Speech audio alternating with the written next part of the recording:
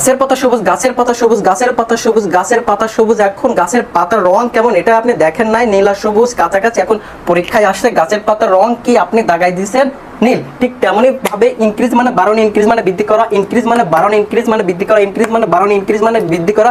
আপনি এভাবে word meaning মুখস্থ করেছেন, পরীক্ষায় আসছে ইনক্রিজ মানে কি, আপনি দিয়েছেন ইনক্রিজ মানে দাঁড়ানো, ইনক্রিজ মানে সিদ্ধ করা।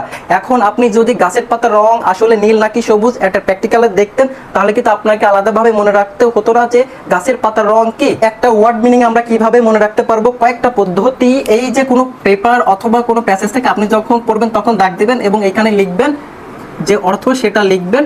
এবং আরেকটা যেটা হচ্ছে, আপনি এটা দিয়ে মেক সেন্টেন্স করার ট্রাই করবেন। যদি আপনি ইনক্রিজ দিয়ে যদি ইংরেজিতে মেক সেন্টেন্স না করেন, তাহলে আপনি বাংলাতেও করতে পারেন যে ধরা যাক যে আমাদের চিন্তা শক্তি ইনক্রিজ করা দরকার, আর আপনি যদি ইংরেজিতে মেক সেন্টেন্স করতে পারেন তাহলে তো অনেক ভালো। আপনি এভাবে করতে পারেন, we should increase our thinking পাওয়ার। এইভাবে মনে রাখতে পারেন। তবে সবচেয়ে উপযোগী মাধ্যম হচ্ছে কিভাবে মনে রাখা, সেটা হচ্ছে ইনক্রিজের যে সিনোনিমগুলো কি কি। ইনক্রিজের সিনোনিম হচ্ছে ডেভেলপ, ইনক্রিজের সিনোনিম হচ্ছে ইমপ্রুভ, এবং ইনক্রিজের আপনার অ্যান্টোনিম হচ্ছে ডিক্রিজ, ইনক্রিজের অ্যান্টোনিম আরেকটা হচ্ছে রিডিউস। এই যে এভাবেই কিন্তু এই তিনটা পদ্ধতিতে আপনি ওয়ার্ড মিনিং মনে রাখতে পারেন। তাই আমাদের ভুল পদ্ধতিতে শেখা যাবে না, আমাদের সঠিকটা জানতে হবে, সঠিকভাবে শিখতে হবে। আসসালামু আলাইকুম।